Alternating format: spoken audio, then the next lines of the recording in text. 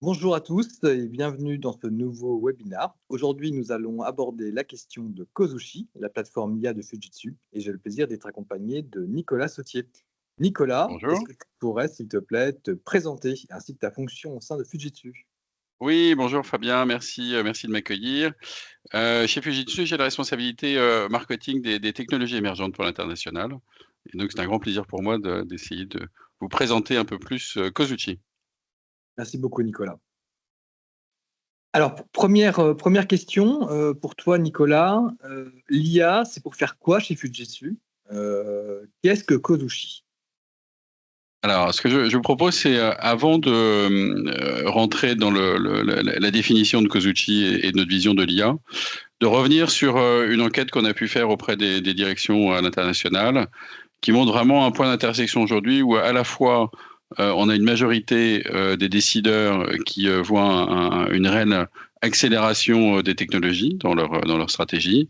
Et puis dans le même temps, les conditions climatiques, on a eu le mois de juin le plus chaud de Ouais, l'histoire. c'est Donc vrai. on a vraiment l'intersection de ces deux sujets qui nous semblent importants d'un point de vue développement durable et une vision AI. Donc, ça veut dire qu'après, si on le voit un peu plus dans les réponses, on a voulu voir quels étaient les événements qui auraient le plus d'impact pour ces décideurs.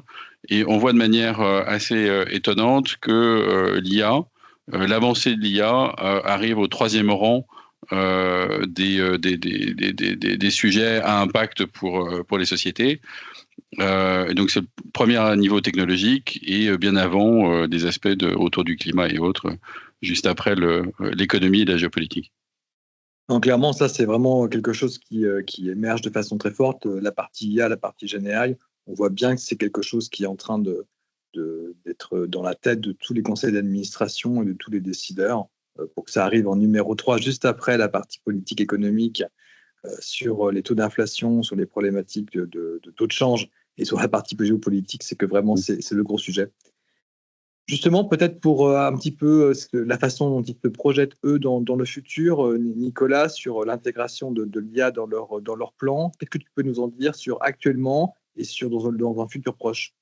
Ouais, c'est-à-dire qu'en fait aujourd'hui les sociétés, les utilisateurs utilisent l'IA pour des domaines qui sont assez matures aujourd'hui, et puis des travaux au niveau de l'accueil des services clients, des travaux sur le contenu. Donc tous ces points se sont accélérés et restent sur des niveaux finalement assez technologiques de création de la data grâce à l'IA. Ce qu'on va voir dans les années suivantes, c'est vraiment un travail plus sur les lignes stratégiques de l'entreprise, sur un travail plus au niveau du back-office, et donc une vraie considération de l'impact stratégique de l'IA pour ces entreprises.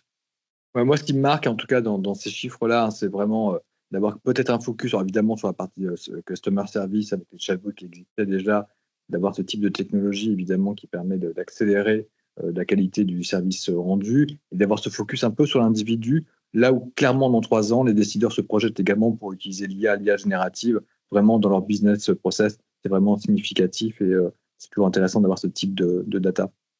Oui, c'est là aussi dans une autre data, on voit que 80% des utilisateurs utilisent par eux-mêmes des Oui. technologies de generative AI en dehors des systèmes de l'entreprise, donc c'est un impact fort. Alors justement, dans ce contexte-là et par rapport à cette étude, même si évidemment la vision de Fujitsu au niveau IA avait déjà commencé, quelle est aujourd'hui la version un petit peu updatée et en quoi ça fait écho justement aux attentes, aux besoins, aux aspirations des décideurs? Oui, Fujitsu est une société à bagage technologique importante. Oui, On a un historique très fort, un nombre de brevets assez incroyable sur 32 l'ensemble des 000, technologies. 32 000 32 000, brevets. ouais. Donc, en fait, on a vraiment pour nous réparti les cinq technologies clés, hein, donc, qu'on voit qui sont l'IA au centre, parce qu'en fait l'IA est vraiment pervasive, désolé pour l'anglicisme, enfin en tout cas est présent sur tous les sujets et Oui. associé à ces autres technologies, mais qui sont pour nous le computing avec pas mal de calculateurs. On travaille avec le RIKEN, qui est le CNRS japonais, Mm. sur des calculateurs de haute performance, mais aussi les aspects réseau, toutes les notions autour de la data, la sécurité, les technologies convergentes. Donc on a vraiment un socle où notre volonté est de permettre à l'IA de manière intégrée de supporter à la fois ces angles technologiques et puis aussi les offres de Fujitsu. Donc on voit sur le diagramme en fait nos aspirations qui sont de permettre une société avec un développement durable au travers de notre offre Uvance. Et ce qu'on a positionné très clairement cette année, c'est de mettre l'IA, donc notre plateforme Kozuchi, au cœur de l'offre data, de façon à ce qu'elle puisse être utilisée par l'ensemble des offres de Fujitsu au service de nos clients. Et moi, ce que je note notamment dans cette plateforme, c'est le fait que, comme tu l'as dit tout à l'heure, Fujitsu est un acteur présent dans le monde de la data et de l'IA depuis très longtemps. Il y a plus de 7000 projets qui ont utilisé justement des modules d'IA qui sont présents dans Kozuchi. Donc, il y a un vrai footprint et une vraie expérience sur la question. Voilà, en fait, ça va être... Oui. Non, mais c'est quelques-uns de ces exemples qu'on va parcourir. Alors justement, Nicolas, sur la partie des différents modules, parce que vraiment Kozuchi se vit comme une plateforme qui a différents modules qui font appel à l'IA, évidemment la partie IA générative, mais pas seulement. Est-ce que tu peux nous dire un petit peu les 7 grands domaines qui composent justement Fujitsu et la plateforme aujourd'hui? Oui, alors en fait, on a une plateforme, on a un peu segmenté en trouvant des notions un peu simples pour que tout le monde s'y retrouve. L'idée n'est pas de rester trop longtemps sur le sujet, mais plus de voir à quoi servent ces différents domaines. Très rapidement, on a certains niveaux où on va parler de la partie vision, donc c'est vraiment l'utilisation de l'image, qu'elle soit vidéo ou statique, la partie texte. Après, on a d'autres niveaux qui sont plus autour vraiment de l'apport aux data scientists ou pour permettre une meilleure utilisation de l'IA.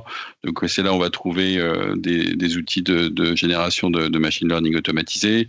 On va trouver sur les notions de cross AI toutes des parties de travaux sur la transparence, sur le fait de travailler avec moins de data pour avoir des modèles plus pertinents.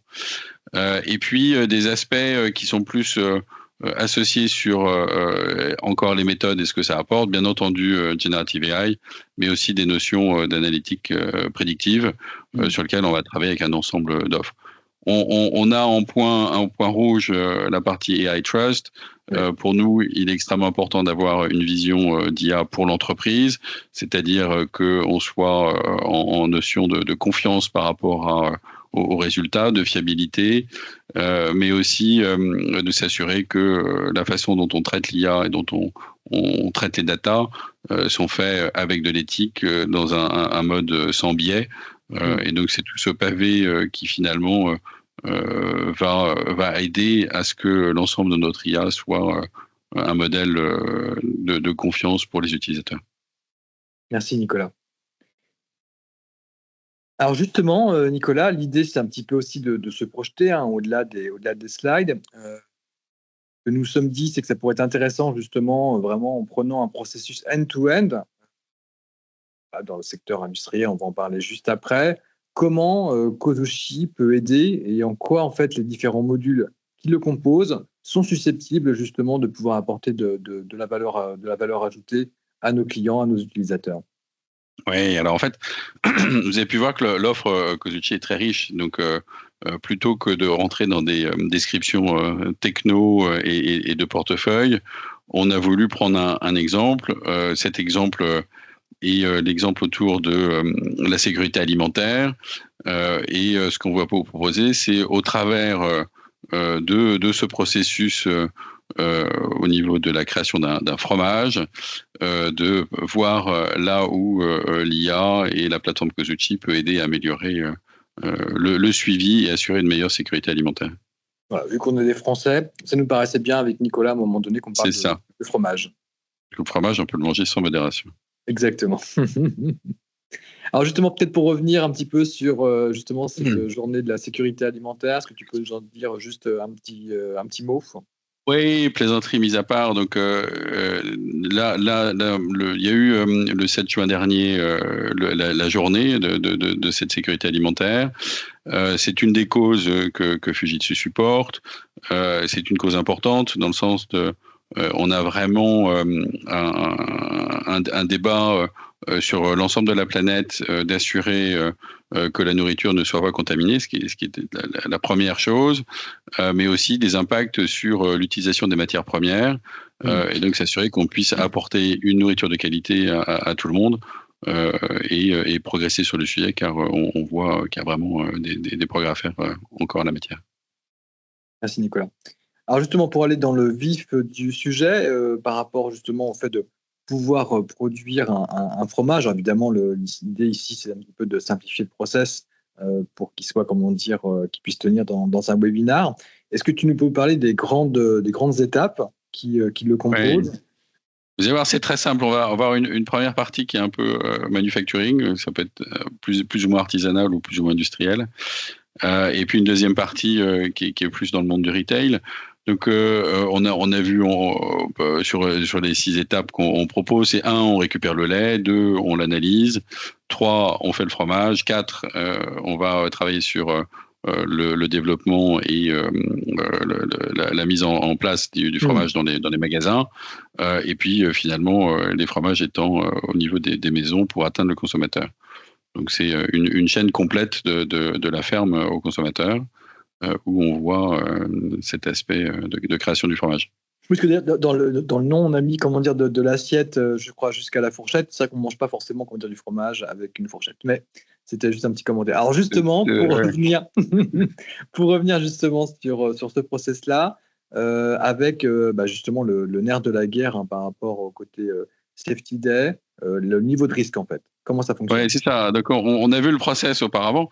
On a positionné en rouge quelques niveaux d'alerte. On voit que ces alertes peuvent arriver à différents endroits. C'est-à-dire que le lait peut être de mauvaise qualité. Bien entendu, on n'a pas mis d'étoiles au niveau de la production du fromage, mais on peut avoir une découverte d'une alerte alimentaire. Chacun l'a entendu à la radio, à différents niveaux. Le point, c'est que plus on est avancé dans le process, plus la diffusion du lot qui peut poser problème est étendue. Donc on a beaucoup plus de difficultés à récupérer les sujets, mais aussi toute l'énergie, toute la matière qui a été mise en œuvre le long de la chaîne est gâchée. Donc c'est là où on a vraiment un intérêt à pouvoir détecter au plus tôt des soucis, quitte à pouvoir orienter des utilisations de batch de lait pour des choses différentes, mais tout au moins vraiment avoir une optimisation et traiter le problème le plus tôt possible. C'est ce qu'on va voir dans le slide d'après.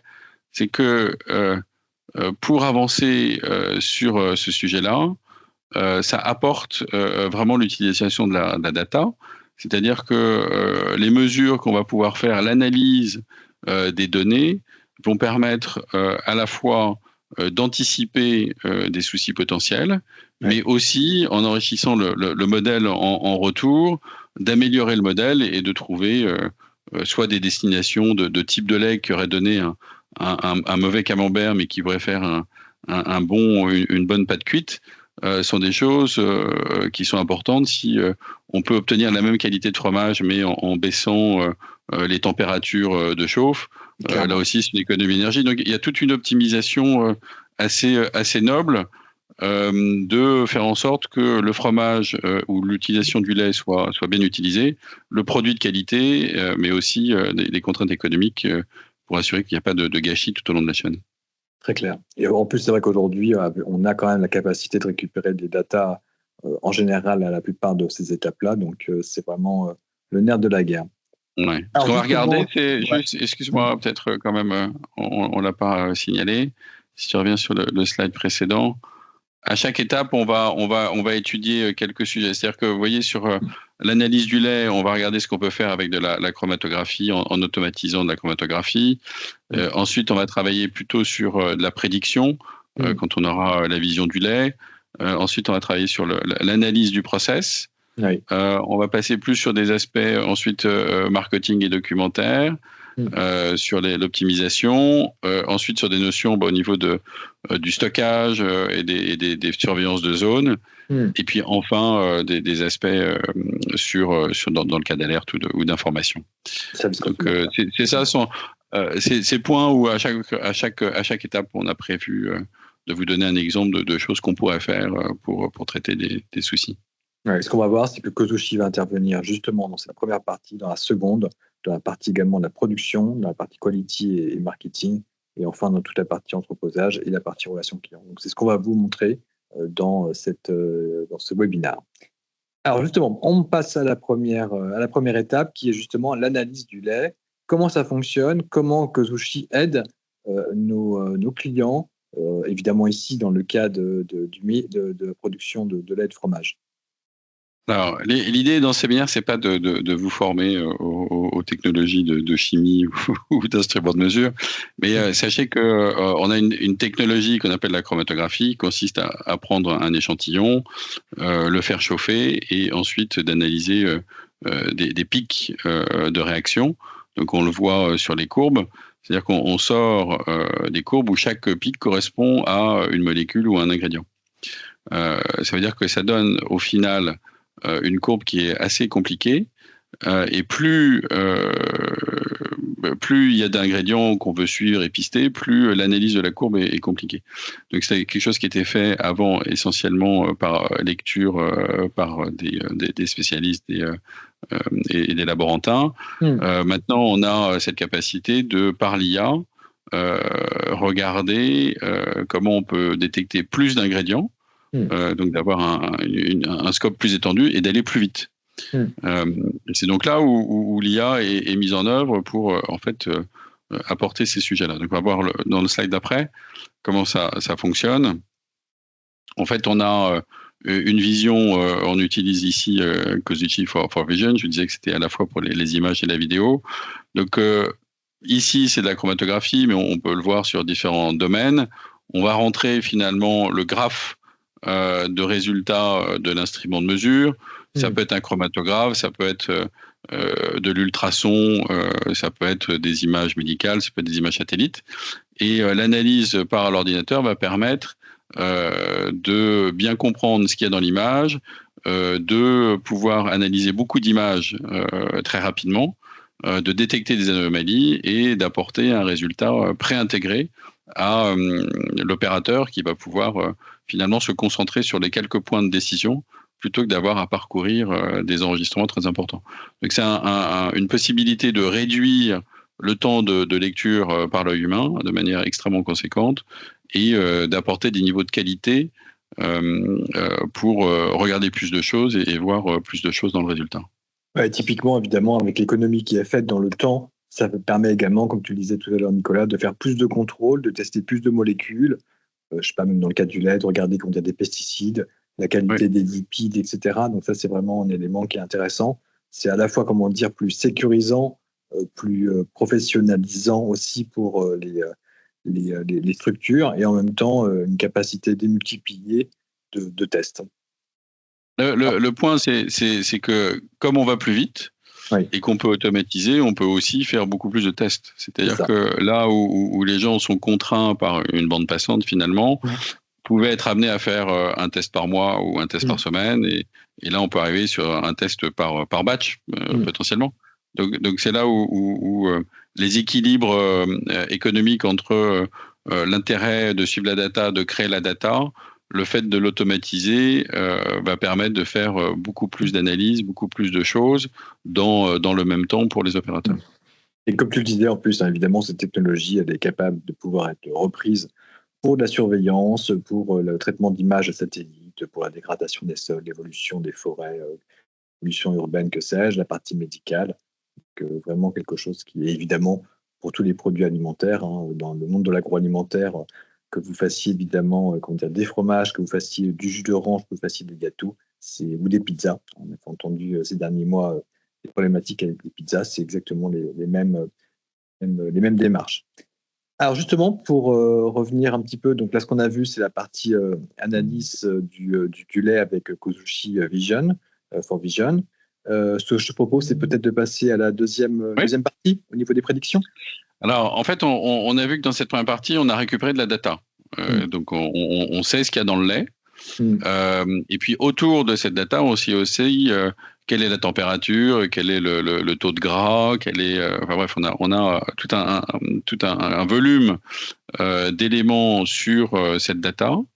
Et par expérience, donc en ayant traité des premiers niveaux de création de fromage, on a aussi une capacité à pister si le fromage est réussi. Et quand il n'est pas réussi, pourquoi il n'est pas réussi. Donc on a en fait, en suivant la chaîne de création, on peut commencer à comprendre de manière empirique quelques causes de défauts. On peut aussi, une fois encore de manière empirique, commencer à comprendre ce qu'on peut faire d'un lait qui est plus gras, qui peut correspondre à tel type de fromage ou autre. Bref, il y a tout un métier qu'on apprend. Ce qu'on va faire ici, c'est finalement utiliser cette data existante et permettre d'aller au-delà de l'empirique, c'est-à-dire de trouver des modèles qui vont permettre, en fonction des paramètres d'entrée, de faire une prédiction sur ce qu'on va pouvoir faire avec le lait prévu. Quel type de fromage, ou même sortir le lait tout de suite de la zone parce qu'il est effectivement infecté. Mais tout ce système-là, ce qu'on va voir ici, c'est comment on peut arriver à automatiser cette génération de code. C'est là où on apporte la brique de Kozuchi qu'on appelle AutoML pour Auto Machine Learning.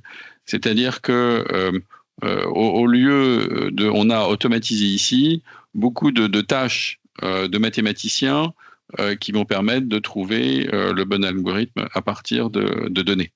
Donc la façon dont ça se passe, c'est que on va apporter un niveau de data structuré, donc que ce soit un fichier Excel ou tabulaire.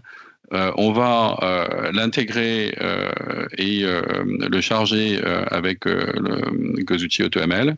Et derrière, on va trouver un modèle de prédiction. Donc, je propose de regarder une petite démo autour de ça qui va permettre de voir comment, sur un échantillon de lait, une fois encore, c'est un exemple très simplifié, on a cette possibilité de regarder ce sujet.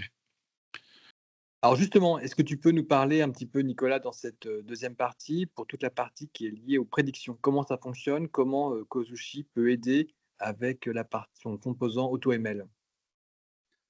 Oui, alors il y a une première chose à préciser, c'est que l'utilisation qu'on cherche à faire est de pouvoir faire un certain nombre de prédictions sur notre échantillon de lait. C'est-à-dire que à ce jour, on a des datas qui sont des datas, comme on l'a vu, sur les ingrédients, mais aussi sur la température du process et autres. On a par ailleurs des courbes d'expérience où on sait si le fromage a été réussi ou pas. Donc tout ça sont des datas du passé. Et le but du machine learning, c'est de pouvoir traiter ces datas, bâtir un pipeline, trouver ensuite l'ensemble des applications et des modèles qui vont permettre de prédire le futur en partant du principe que le futur peut se répéter en fonction des paramètres de ce qui a été fait précédemment. Là où AutoML intervient, c'est que plutôt que de chercher des modèles mathématiques, de tester des modèles mathématiques, ensuite d'écrire le code, l'outil va permettre d'accélérer ça. C'est-à-dire qu'on va à la fois gagner du temps dans la création du modèle, mais aussi on va pouvoir, comme on a gagné du temps, le réutiliser plusieurs fois. C'est un peu le même exemple que pour l'analyse chromatographique. L'idée n'est pas de réduire le temps pour faire la même chose, mais on va pouvoir complexifier le modèle, on va pouvoir le tester plus régulièrement et avoir des modèles plus précis.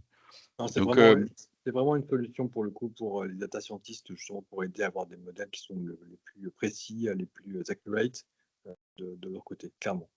C'est ça. Après, ce sont des choses qui peuvent être utilisées. On a vraiment simplifié pour que des gens qui ne sont pas totalement data scientists puissent l'utiliser.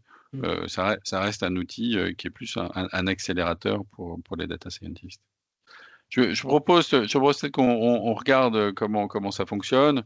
Donc, le point est finalement assez simple, c'est qu'on a une interface. On va charger un Excel Et puis, il va y avoir une création complète du modèle, c'est-à-dire trouver le bon algorithme et puis écrire le code Python qui va permettre de l'utiliser après dans un modèle de prédiction sur des nouvelles datas. Donc, je propose peut-être qu'on aille voir dans le détail comment ça fonctionne. Ouais, peut-être une petite démonstration. Ouais. Alors, voilà. Donc, on a notre interface. Donc là, c'est un outil qui est en ligne. Il est d'ailleurs en démo. On vous enverra les liens. Et donc, on a cette capacité à fonctionner. Donc, il y a des aspects un peu tutoriaux pour apprendre. Donc, comment ça fonctionne? Comme je le disais, ben, on va charger finalement assez simplement un fichier, donc qui peut être un fichier délimité par des points-virgules, un Excel, grosso modo, qu'on va choisir. Alors, généralement, pour travailler, on va prendre deux fichiers. Un fichier complet qu'on va couper en deux, de données existantes. Le premier pour entraîner les datas et trouver le modèle, puis le second pour tester, pour vérifier qu'on a bien trouvé. Alors là, vous voyez, on a le taux de gras dans le lait, les protéines, on a des aspects de bactéries, de produits chimiques. Donc on a notre analyse du lait telle qu'elle est trouvée avec la chromatographie plus d'autres instruments qui vont nous donner en fait une bonne caractérisation du lait et du process dans lequel il a été mis en œuvre. Oui. Et bah, sur cet aspect-là, on va voir au niveau donc de la fin des colonnes différents points. Donc il y a des choses qui ne sont pas propres au lait, comme la température ou l'humidité, qui sont plus propres à la saison et conditions dans lesquelles on travaille dans le laboratoire, Oui. et qui sont des choses qui changent régulièrement. Donc il y a beaucoup de paramètres et certains qui ne sont pas forcément liés les uns aux autres. C'est-à-dire que le lait qui est produit au printemps est différent du lait qui est produit à l'automne. Et dans le même temps, les températures qu'on peut utiliser dans un atelier peuvent être différentes d'un atelier à l'autre ou d'un moment à un autre. Le point sur ces données, c'est qu'on a aussi, à la fin de ces aspects-là, une vision du fromage. C'est-à-dire, est-ce que le fromage est réussi et s'il n'est pas réussi, quelles sont les raisons pour lesquelles il n'est pas réussi. Donc, on a la vision de cet aspect-là. Après, j'ai l'impression qu'on tourne un peu en rond. Allô, allô? Ouais, tu m'entends? Ouais.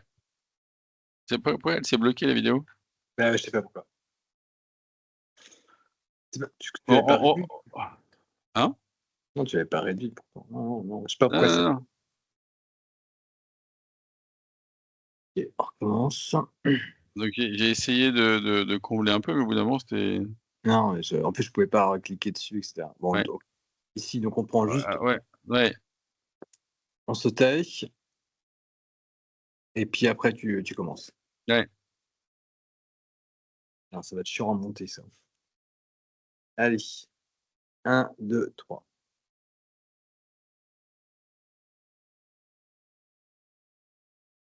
Alors la démonstration peut-être, Nicolas, maintenant? Oui, alors je vous ai montré, on va regarder comment ça se passe. Donc l'appli est en ligne. Donc on pourra la tester, on va vous donner le lien après. On a cette capacité soit de se mettre dans un mode assisté, soit directement dans le mode applicatif. Je propose qu'on aille directement dans l'application. Vous voyez, l'interface est finalement assez simple. On va avoir un lieu où on peut intégrer des fichiers qui sont des fichiers délimités, enfin caractères délimités, donc, classiquement un Excel ou autre tableur. Et on va pouvoir monter les datas. Généralement, il faut 2 exemples de fichiers. C'est le même fichier, mais qu'on va couper en 2. Un premier qui va permettre d'entraîner la data, le modèle, et puis le second qui va permettre de le tester. Alors ici, vous voyez, on a dans notre fichier un certain nombre d'éléments sur le lait, le gras, la température, des éléments qui sont propres au lait ou à l'environnement. qui sont des données qu'on a récupérées le long de la chaîne.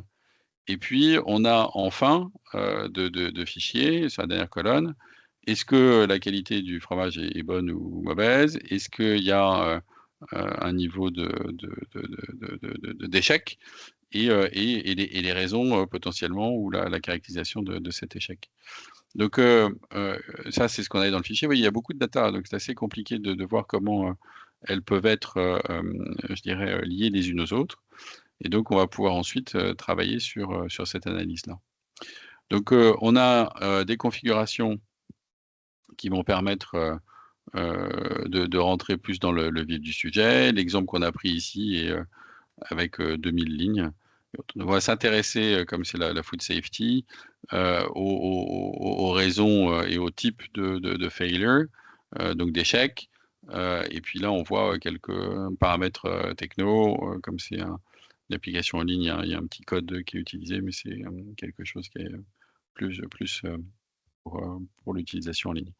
Donc, une fois qu'on a lancé l'analyse, vraiment très simplement sur dire comment j'ai une capacité à travailler sur les niveaux d'échec, l'outil va parcourir un ensemble d'algorithmes, regarde, qui est vraiment mathématique pour le coup, regarder comment il peut travailler sur générer des pipelines, travailler sur les différentes features, et puis apporter au final le code. Donc on voit là les différentes étapes.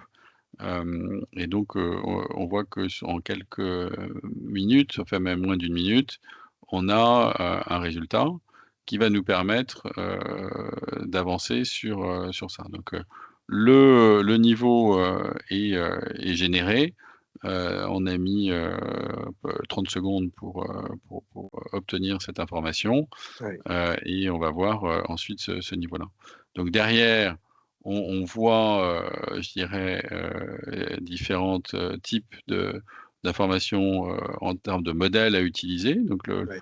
l'outil nous propose 3 modèles avec des taux de qualité en termes de score. Donc quand on est à 1, c'est 100%. Donc là, on a pris un algorithme qui est Random Forest, ouais. le premier, qui est Random Forest, qui est assez connu, et qu'on va appliquer.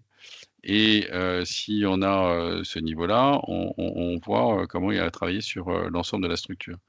Donc, on reprend les données qu'on a mis en place, et puis on voit qu'il a créé le code qui va permettre de rentrer les datas suivantes, et selon ce modèle de Random Forest, de calculer ces aspects-là.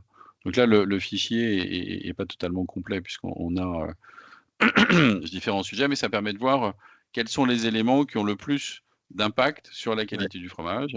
Là, on voit que l'aspect humidité ambiante a pas beaucoup d'impact. En revanche, que l'aspect protéine peut avoir des impacts sur des notions de failure. Donc, une fois qu'on a fait tous ces sujets-là, là, on va pouvoir le tester sur un autre échantillon de data pour voir si, en faisant tourner le programme, on trouve les mêmes résultats que la réalité. Donc c'est vraiment du test. Là encore, ce sont des choses qui vont permettre de s'assurer que quand on va le faire sur des nouvelles datas sans connaître le résultat, on soit proche de ça. Donc c'est ce qu'on appelle la prédiction. Et là, c'est un niveau où on connaît déjà le résultat, puisqu'on est parti de data anciennes, mais ça nous permet de voir qu'on est en bon niveau. Et donc, c'est là où on voit que les scores sont à 100%. C'est-à-dire qu'on a bien retrouvé, en faisant tourner le modèle, tous les cas où le fromage était de mauvaise qualité.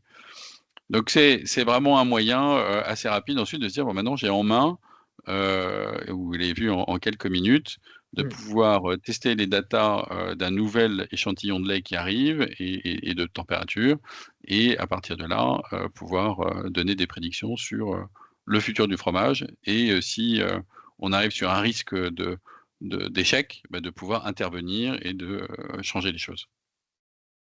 Merci Nicolas. Je te propose, c'est peut-être qu'on continue avec la Oui. partie auto-healing. Alors, en fait, là, on va pas vous refaire une démo, mais c'est ce qu'il faut comprendre, comme on l'a dit sur la chromatographie, c'est que l'utilité de l'automatisation de cet outil est qu'on peut le faire à la limite presque à chaque batch de fromage, mais de manière très régulière, de façon à ce qu'en augmentant les échantillons de data passés, bah, on soit assuré que la, la qualité des résultats, le modèle de prédiction reste toujours à très bon niveau. Ouais. Le deuxième sujet, c'est aussi que on peut rentrer plus de paramètres. C'est-à-dire que si au début on n'a pas checké, je sais pas, là on a déjà traité les aspects de température, d'humidité, mais on peut avoir d'autres phénomènes qui sont, je ne sais pas, des vitesses de machines, de batteurs ou autres. Mais là, on a vraiment cette capacité à enrichir le modèle pour le rendre plus complet et aller dans des niveaux de détail et d'optimisation plus importants. Donc ça permet, l'automatisation de cette tâche-là va permettre de le maintenir à un niveau permanent et très lié à la data sans avoir à le reconsidérer une fois tous les ans ou tous les 2 ans.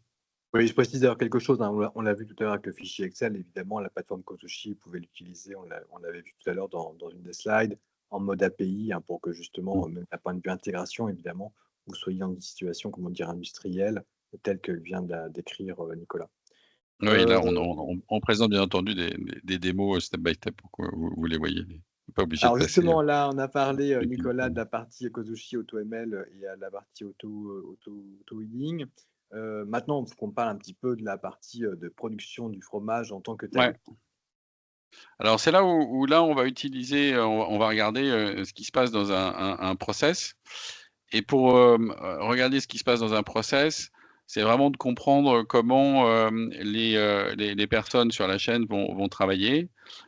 Et pour comprendre comment ils vont travailler, c'est voir quels sont leurs comportements, leurs mouvements.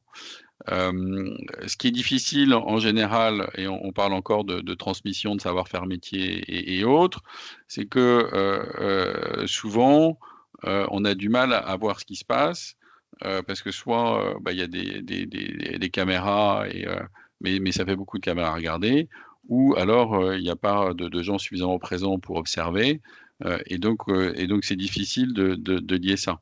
Mmh. Donc, dans En ces plus, solutions, et je préciserai un truc, en oui, plus, généralement, ouais, les caméras ou dans la partie computer vision un peu classique, on va détecter, comment dire, un objet, on va détecter un humain, mais en tout cas, on va pas détecter ce qui est écrit ici, en haut à gauche, la partie comportement, en plus. c'est ça. Là, on veut vraiment positionner une compréhension du geste fait par les personnes. Mmh. Et donc, on a modélisé l'ensemble des mouvements humains l'un après l'autre de façon en temps réel pour voir comprendre ce qui se passe. Donc, vous voyez sur les petites vignettes, savoir si la personne est assise, si elle marche, si elle se lève, si elle lève un bras. Donc, c'est toute cette information qui va permettre de regarder le comportement humain et à partir de là, d'aider les gens sur la chaîne de production, sur des questions de sécurité ou autres.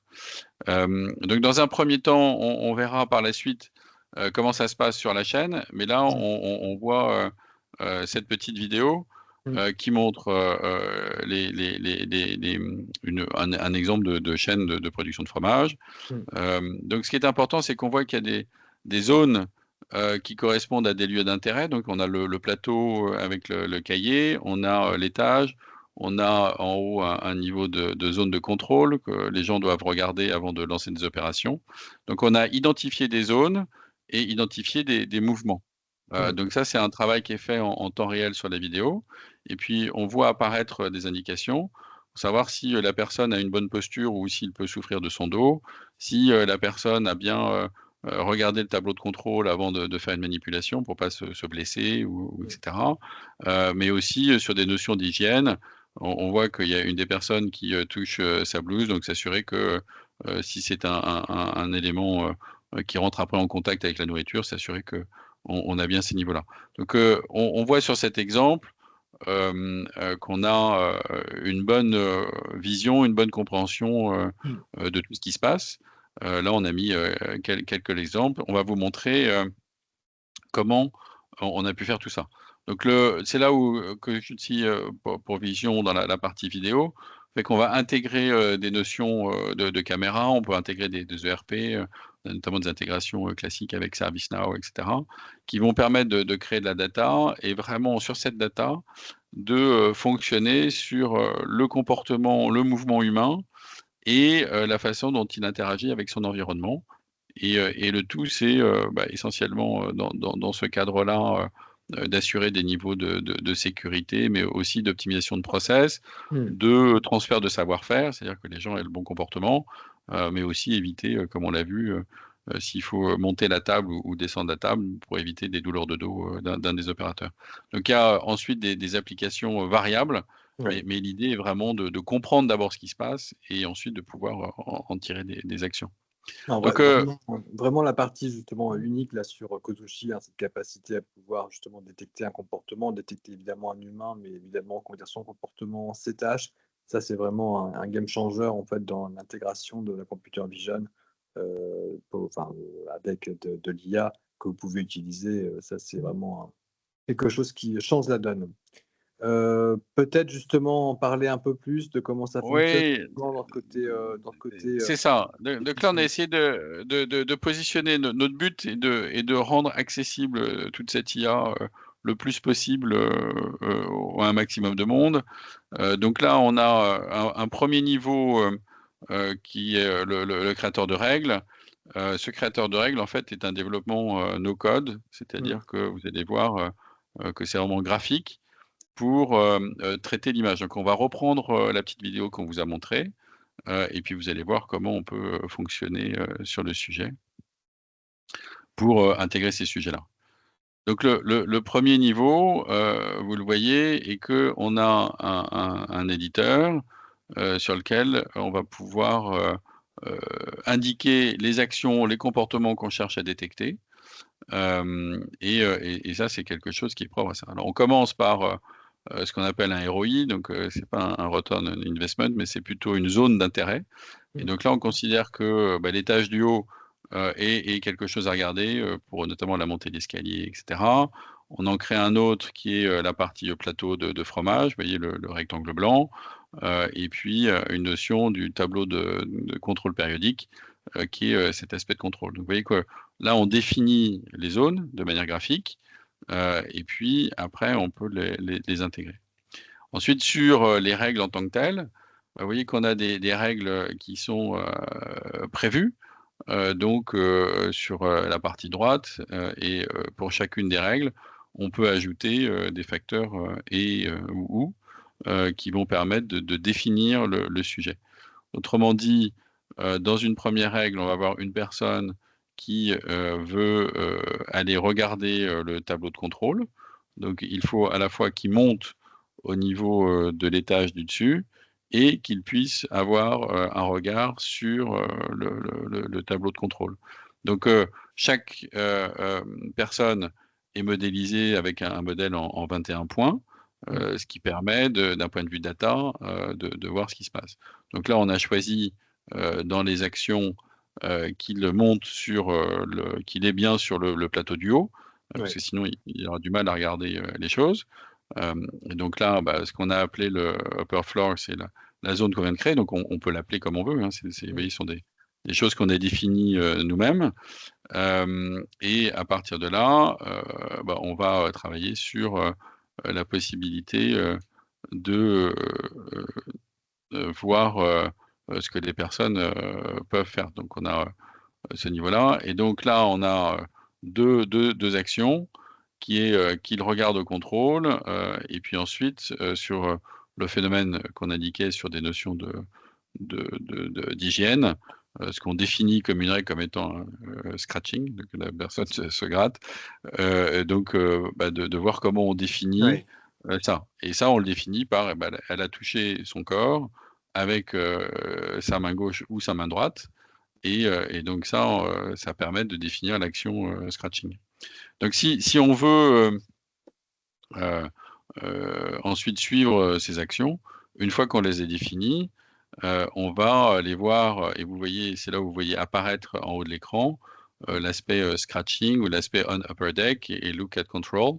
C'est-à-dire qu'on a vraiment défini des zones, des actions, et l'analyse de l'image va nous permettre de détecter que l'action qu'on veut suivre s'est réalisée. Donc c'est vraiment un modèle où sans avoir écrit une ligne de code, on a cette capacité d'analyse d'image de façon à pouvoir traquer ce qu'on veut.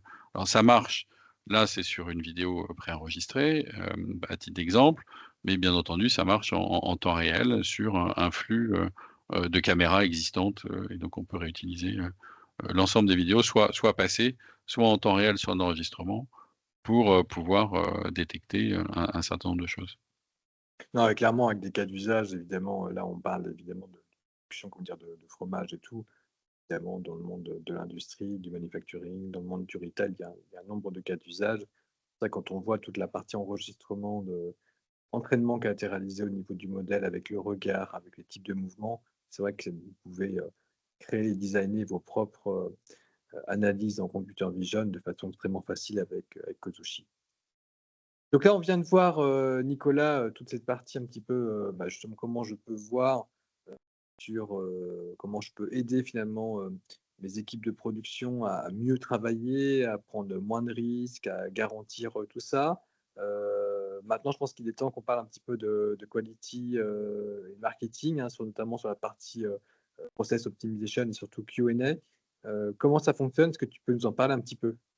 Ouais, c'est-à-dire que là, on a à nouveau créé de la data, on a à nouveau créé des sujets. Il faut voir que dans le monde réel, on va avoir aussi des évolutions de contraintes externes, de régulation.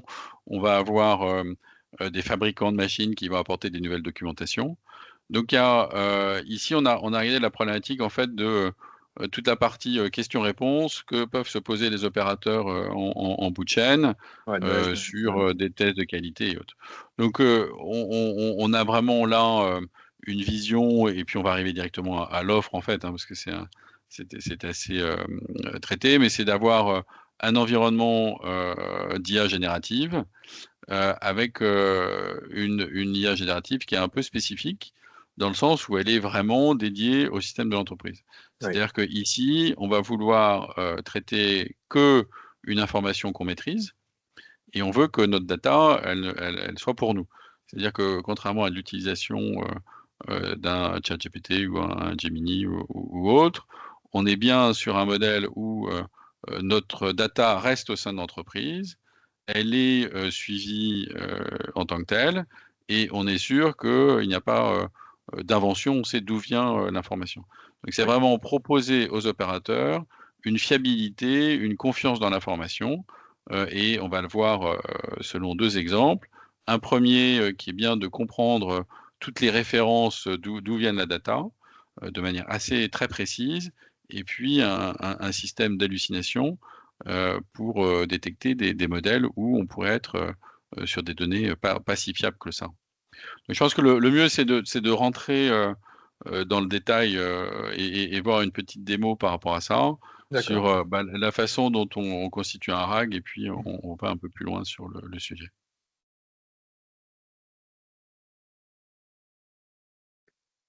Alors justement, Nicolas, est-ce que tu peux nous faire une petite démonstration de Kozushi sur son module Generative AI, en effet, en intégrant la partie RAG, s'il te plaît? Impatient de vous montrer ça.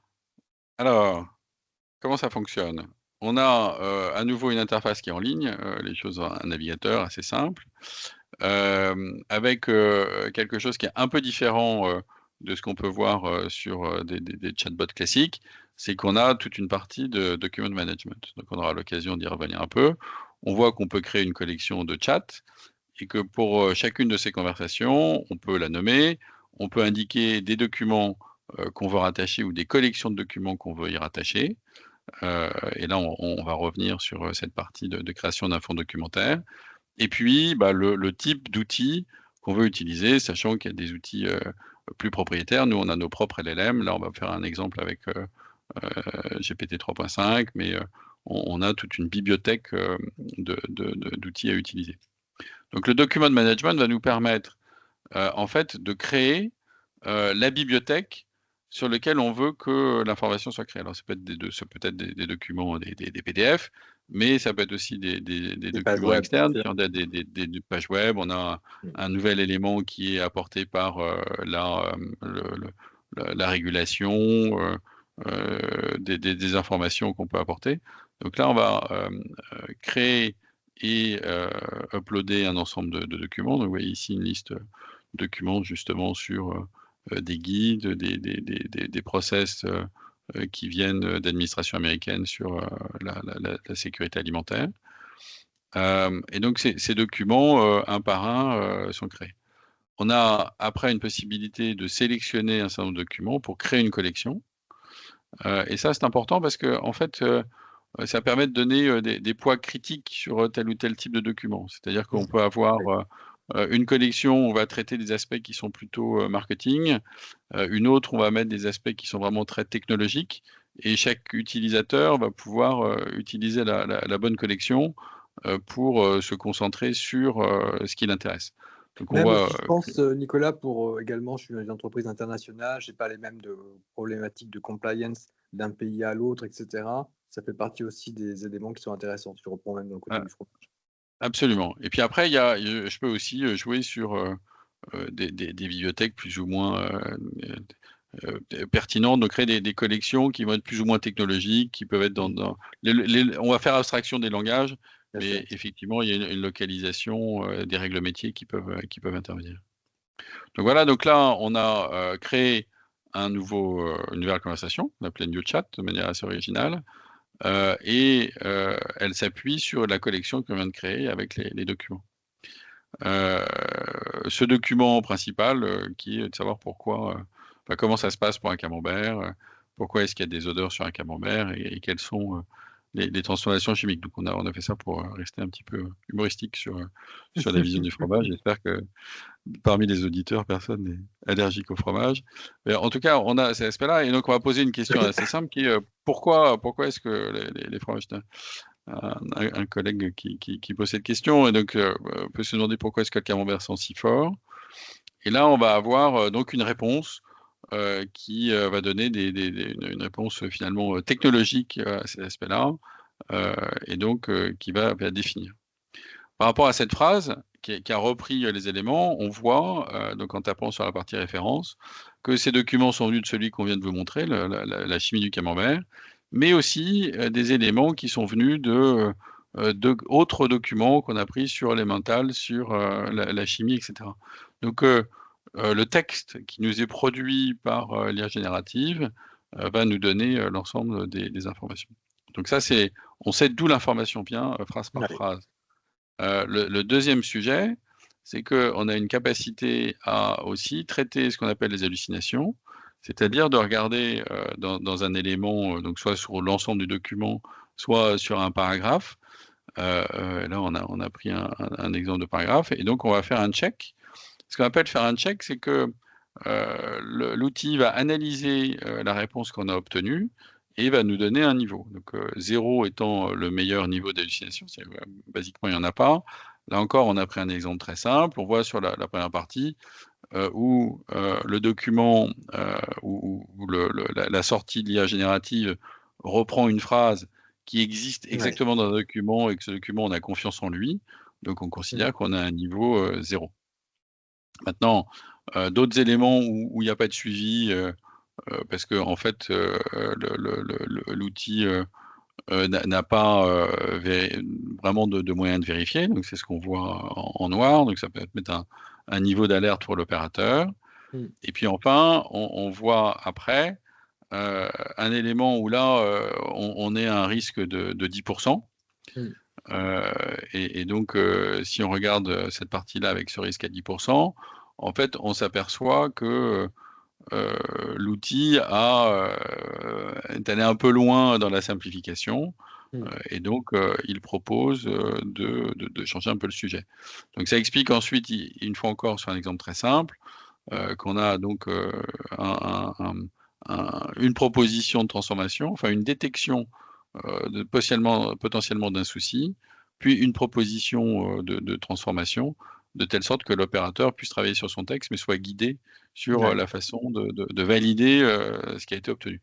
Alors, là, on voit qu'il y avait deux sujets, un à 0, un à 10, et donc une moyenne à 5. Donc, vous voyez que généralement, on travaille sur bien entendu des modèles plus conséquents, mais ça permet d'avoir un screening de texte important, et de regard. Donc après, si on le fait sur l'ensemble du document en tant que tel, on voit qu'au global, le document est bon, et puis il y a une proposition d'une transformation sur une des phrases pour changer ces sujets-là.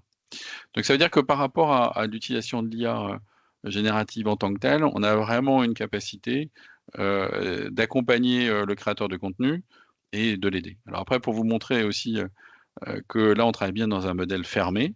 On demande par exemple l'adresse de Fujitsu. L'outil n'est pas là pour ça. Et donc, il va le signaler. Donc, il ne va pas chercher à inventer une réponse qu'il ne connaît pas, mais il va juste préciser que ce n'est pas dans le champ de ses applications. Donc là encore, ça permet de mettre à disposition des collaborateurs autour d'une tâche un ensemble de bases documentaires qui correspond à leurs besoins et sur lequel il n'y a pas de risque de création de fausses informations avec un scope de champ trop large. Non, clairement, en fait, dans ce que tu dis, hein, Nicolas, dans cette capacité à pouvoir proposer à la fois la partie RAG en automatique, de façon beaucoup plus simplifiée, plus le module d'anti-hallucination, clairement, c'est ce qui crée de la confiance dans l'intégration de ce type de solution à un niveau corporate, à un niveau entreprise. Donc, merci pour cette présentation. Peut-être maintenant un point justement sur, voilà, j'ai produit le fromage, il est bon, il sent bon, ou il sent mauvais, en tout cas, il est conforme. Je suis en train maintenant de le stocker dans un entrepôt. Comment Kozuchi, à cette étape-là, peut aussi aider l'entreprise à mieux performer à Kozuchi? Voilà. Donc là on a vu dans l'exemple précédent des gens qui travaillaient et qui avaient des actions. On va là étendre cet exemple en regardant des interactions entre différents personnages. Donc c'est finalement la même technologie qu'on va utiliser, mais dans l'exemple, vous allez le voir appliqué sur un entrepôt. Alors c'est pas un entrepôt de fromage, désolé, mais on voit bien ce qui se passe. Et là, l'idée, c'est dans cet exemple de bien montrer comment on détecte l'information, mais aussi comment on la remonte au-delà de la partie éditeur de règles qu'on vous a présenté précédemment. Donc Est-ce que je te ici, en propose de fait, lancer justement la démonstration? Hop là. oui, on va le regarder sur, sera plus vivant. Voilà, donc ici, en fait, on va avoir 3 exemples. On peut, vous voyez, traiter une zone. Là, on a une personne qui n'a pas son équipement de sécurité. Là, il ne doit pas être là, la personne ne doit pas être là parce qu'il y a le camion. Là, on a un Fenwick, la personne n'a pas son équipement de sécurité et l'autre est trop près. Donc on voit différents sujets dans l'entrepôt qui vont être détectés par Kozuchi Vision, l'outil tel qu'on l'a défini. On a défini les zones, défini les choses à vérifier. Et sur ces sujets-là, on va donc ensuite avoir une capacité à remonter l'information. Donc plutôt que de rester sur une information au niveau de la data pure, bah, ici on la lie à titre d'exemple avec ServiceNow. Donc on voit que l'outil a détecté que la personne était sans équipement et trop près du Fenwick. Donc c'était un événement où il y avait finalement 2 acteurs. Et une fois qu'on a remonté cette data, elle rentre dans ServiceNow et là, l'agent sécurité va avoir cette capacité d'intégrer l'ensemble des données, de positionner ce qu'il ferait normalement avec un cahier d'incidents, mais de pouvoir l'avoir de manière tracée, de travailler sur des notions de cause, et puis ensuite mettre en place les actions de sécurité nécessaires. Donc ce qu'on voit là, c'est effectivement 2 choses.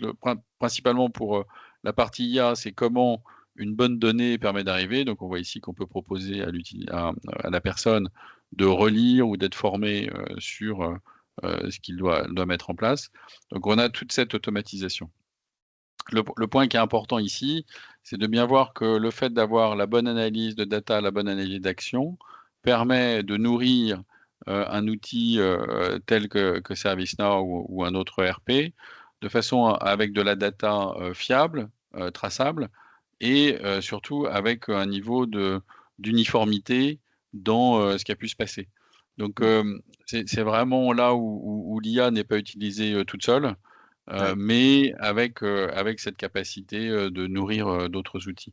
Je propose peut-être qu'on n'aille pas beaucoup plus loin sur la constitution, mais qu'on puisse avancer sur la dernière étape.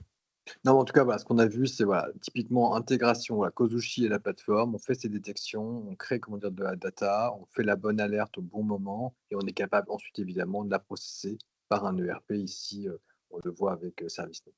La dernière étape, peut-être, Nicolas? Oui, c'est-à-dire que là, là, on revient sur la GenAI, mais vous l'avez vu dans un modèle en tant que tel, je dirais, dans un cas où ma collection de données, mon fonds documentaire est strictement fermé. Oui. On a aussi cette capacité de le mettre en mode hybride. Là, sur le sujet, c'est de revenir un peu sur l'aspect hallucination. Important en tant que tel, quand on a beaucoup de data qui arrivent, notamment d'Internet, et ça peut être sur des notions d'alerte, c'est de pouvoir faire des surveillances d'un certain nombre de sites, d'un certain nombre de mots-clés, de nourrir automatiquement notre partie de chatbot et de pouvoir le faire tourner pour que on ait bien une notion de comprendre, pour ceux qui ont à traiter tout phénomène de crise, s'il y a eu hallucination, si l'alerte correspond bien au fromage, et puis d'aller un peu plus loin sur des propagations d'alerte et autres, et donc de travailler sur l'importance d'avoir, dans une période de crise, le bon contenu sous la main, avec la bonne traçabilité, mais aussi de vérifier que l'information qu'on reçoit à l'extérieur soit véridique et retirer une partie de bruit ou de fake news par rapport au sujet. Non, Donc mais voilà, ça, donc c'est là clair que on a suivi toute la chaîne en fait, ouais, je pense, c'est clair que là, c'était intéressant. Je le voyais aussi, Nicolas, évidemment, pour les équipes du service consommateur qui vont pouvoir en effet mieux capter, mieux interpréter, alors qu'ils ne sont pas forcément des techniciens ou des ingénieurs évidemment de production ou des spécialistes des règles. Bon, en tout cas, des gens qui sont capables de pouvoir s'appuyer sur une base documentaire pour pouvoir répondre justement à des alertes, etc., en tout cas en premier niveau. Et deux, également, à partir du moment où ce travail a été fait, qu'il a été entraîné également sur la partie RAG, bah, finalement, de pouvoir faire un peu plus de self-service, c'est-à-dire aussi de pouvoir offrir finalement ce type de conversation avec des consommateurs directement. Parce que là, on sait que c'est sous contrôle, etc. On a quelque chose aussi qui est intéressant dans cette partie self-service pour le client final, pour le consommateur. Alors, en conclusion, peut-être, Nicolas, pour revenir un petit peu sur tout ce qui a été montré, quels sont les points clés à retenir au travers justement de ce processus end-to-end qui a été powered, entre guillemets, par Kozushi? oui, donc vous avez pu voir là, on a pris l'exemple du process. L'outil est riche et peut servir à plusieurs sujets. Mais avant de revenir sur la façon dont on le propose ou des points plus précis, d'approche, projet, important de revenir un peu aux data. On a commencé, la session avec quelques data partagées.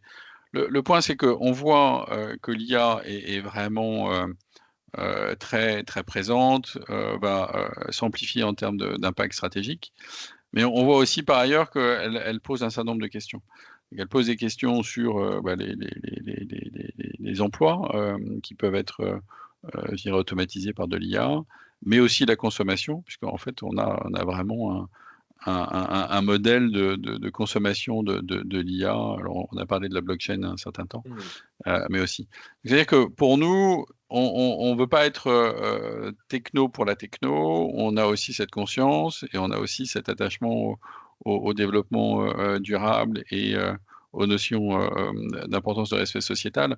C'est-à-dire que la façon dont on a apporté notre réponse sur, la plateforme de Kozuchi, et c'est peut-être ce qu'on peut voir sur le slide d'après, c'est que l'IA, tel qu'on le voit et sur cette plateforme Kozuchi et comme je le disais, vraiment positionné au niveau de la plateforme data pour servir des industries.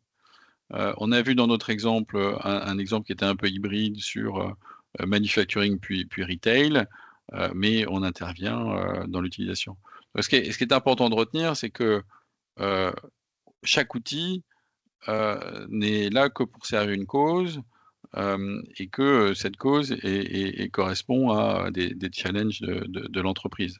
Donc l'ensemble de notre offre va utiliser ce set de technologies dont on vous a montré quelques aspects, mais elles sont essentiellement destinées à servir des résolutions et de finir des problèmes. Le deuxième point Pour aller plus important, loin c'est que peut-être, ouais. ouais, peut-être pour aller plus loin, Nicolas, sur, justement, la, dans le côté serviciel, et merci d'avoir rappelé, le rôle et l'objectif de Kozushi pour servir, les intérêts de l'entreprise et de la société même en général.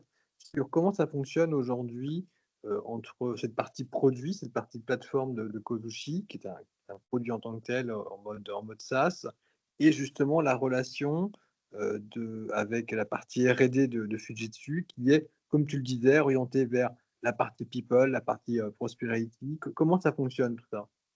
Bah, en fait, on a, mis en place, donc Fujitsu a des labos, avec des plateformes par région partout dans le monde, bien entendu, une présence très importante au Japon. Donc c'est toute cette partie de R&D. Ce qu'on a voulu, c'est, accélérer, le temps, pour, les utilisateurs, de l'offre. Donc on a vraiment, un dialogue permanent entre, la partie Kozuchi Platform, que je vous ai présentée avec quelques outils et puis, la partie, recherche et développement où, chacun des 2 modèles va, nourrir en termes de feedback, mais aussi en termes de nouveautés, ce sujet-là. Donc on a vraiment une plateforme, vivante à ce titre-là, Mmh. de telle sorte qu'on puisse, à la fois proposer quelque chose de stable en mode SaaS aux clients, Mmh. mais aussi s'assurer que, toutes les nouveautés, sont intégrées, qu'on puisse, À l'état de l'art. avancer Mmh. à l'état de l'art, plus rapidement. Alors, ce que je te propose, Nicolas, c'est peut-être de finir par la dernière question. Personne peut être intéressée justement par utiliser cette plateforme-là, dans son côté unique sur la partie computer vision, sur la partie traitement de l'image, avec la chromatographie, la partie GNR, la partie RAG directement intégrée, la partie anti-hallucination. Mais comment on fait en fait pour lancer un projet au sein d'une organisation avec Kozushi? Est-ce que c'est simple, Nicolas? Bah, en fait, souvent, les gens, j'ai des discussions avec des clients qui, se posent la question de savoir, qu'est-ce qu'on peut proposer en IA? Quelle est notre offre IA et cetera. C'est vrai qu'on est allé un peu dans cette description, de l'interne. Je pense que, dans un contexte, client et nous on l'a dans notre utilisation aussi de l'IA en interne, on doit partir des challenges à traiter. C'est-à-dire que l'IA n'est qu'un outil, un Mmh. outil extrêmement puissant, mais un outil qui doit, permettre de résoudre, des soucis, améliorer des processus Oui. et que ces processus, ils sont propres à chaque entreprise. Donc le 1er point, c'est, pour l'entreprise d'identifier, quels sont les challenges les plus importants, mais aussi, quels sont ceux qui puissent être traités, par l'IA, au mieux. Donc, tous les Mmh. sujets ne sont pas forcément, très faciles à couvrir et donc là, on a nous, en termes d'accompagnement, mais qui n'est pas nécessaire, mais on a des accompagnements sur des niveaux de maturité ou des workshops sur le sujet. Après la deuxième étape pour le client, bah, c'est une fois qu'il a, traité ça assez rapidement avec la plateforme compte tenu des notions, SaaS et automatisées, il peut, travailler sur un essai, Oui. de façon à voir si ça fonctionne avec ses propres data. Mmh. C'est ça qui est important et intéressant avec le mode SaaS, c'est que la personne peut uploader ses propres vidéos qui vont rester, Ouais. strictement à lui et Mmh. confidentielles. Et puis ensuite, bah, il va s'agir de travailler sur le déploiement, sur la montée en puissance et donc comme c'est du SaaS, Mmh. avoir, bien, toute la mise en place de l'architecture, qui va supporter, ça et puis ensuite, l'aide et le support. Donc Fujitsu a, en fait un process qui suit, un modèle, conseil et ensuite, de proposition, de mode, enfin de solutions en mode SaaS. Mmh. Et donc sur ces différentes étapes, on a cette capacité, assez rapidement d'arriver vers un projet qui tourne. Très clair, Nicolas. Merci beaucoup. Heu Je pense qu'il est temps, en tout cas, de vous libérer, de vous laisser également revenir vers nous si vous avez des questions. Un grand merci également pour avoir pris le temps de suivre ce long webinaire. Merci Nicolas pour avoir également pris le temps d'expliquer dans le détail ce qu'est Kozushi. Et je pense qu'on va se dire à très bientôt parce qu'on sait tous les deux dans la roadmap qu'il y a de nouvelles choses qui vont être intégrées, qui vont continuer d'être intégrées dans Kozushi. Donc je suis certain que ce premier webinaire autour de Kozushi n'est que le premier d'une longue série. Merci beaucoup Nicolas. Parfait, merci Fabien, merci à vous et bien entendu à votre disposition pour toute question et commentaire. Merci, À bonne journée. bientôt. Merci. À bientôt, au revoir.